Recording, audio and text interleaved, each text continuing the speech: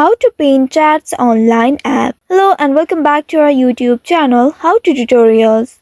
In today's video, I'm going to show you how you can pin chats online application. In order to do so, first of all, you'll need to open your Line application on your mobile device and make sure you are logged into your account.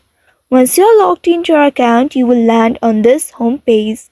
Now in this home page, at the central button below, you'll be able to locate the chats icon. Simply tap on the chats icon and then you'll be taken to the chat section. Here now you will need to find the conversation you would like to pin. Once you find it, simply tap and hold the chat and then a pop-up will appear. From here, you will need to select Pin Chat option.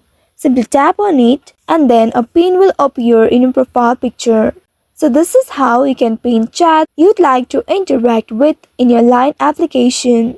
I hope this tutorial was helpful. If yes, don't forget to like, share and subscribe to our channel. Also hit that bell icon to never miss any updates from us. Thank you for watching.